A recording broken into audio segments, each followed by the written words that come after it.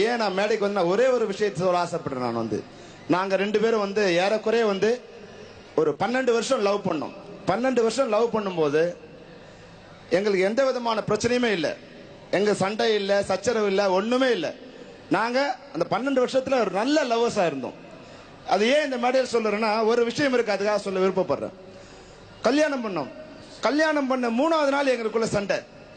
இருக்கவே முடியல. நான் நினைச்சேன் என்னடா இது வந்து ஹனிமூன் போனோம். ஹனிமூன்ல 45 நாள் வந்து அதுல 100 சண்டை. ஒரு நாளே சண்டை. ஹனிமூன் வந்த மாதிரி இல்லை, சண்டை போடுற மாதிரி வந்தது. ஹனிமூன்ல இருந்து வரும்போது நான் ஒரு முடிவோட வந்தேன்.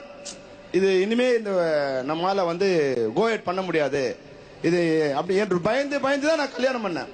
ஏதோ ஏன்னா எல்லா ஆர்டிஸ்ட்லாம் டைவர்ஸ் பண்ணுவாங்க, அது மாதிரி இருக்கக்கூடாது. 12 வருஷம் வெயிட் பண்ணி கல்யாணம் பண்ணேன். ஆனா என்னால 3 நாள் வாழ முடியல. ஏன்னு தெரியல. அப்ப வந்து ஒரே ஹெடேக். அப்போ ஒரே ஒரு டைரக்டர் வி சேகர், அவர் என்னுடைய மிகச்சிறந்த நண்பர். அவர்கிட்ட ஒரு நாள் சொன்னேன் இது மாதிரி ப்ராப்ளமா இருக்குன்னு சொன்னேன். அவர் ஒரே ஒரு விஷயம் சொன்னார். என்னன்னா, செல்வமணி நீ வந்து டைரக்டர், கொஞ்சம் யூகோ உள்ள கேரக்டரா இருப்பீங்க, எல்லாரையும் ஜெயிக்கணும்னு நினைப்பீங்க, பொண்டாட்டியை ஜெயிக்கணும்னு நினைக்காதீங்க. பொண்டாட்டியை ஜெயிக்கணும்னு நினைச்சா நீ தோத்து போயிடுவ. பொண்டாட்டி கிட்ட தோத்து போயிடு, நீ வெற்றி பெறுவ. வாழ்க்கையில ஜெயிக்கணுமா பொண்டாட்டியை ஜெயிக்கணுமா? நீ வாழ்க்கையில வெற்றி பெறணும், பொண்டாட்டி கிட்ட தோத்து போயிடு. தோத்து போடலாம் பரவாயில்ல, அவ ஜெயிச்ச மாதிரி ஒரு உணர்வு அவளுக்கு கொடுத்துருன்னு சொன்னார்.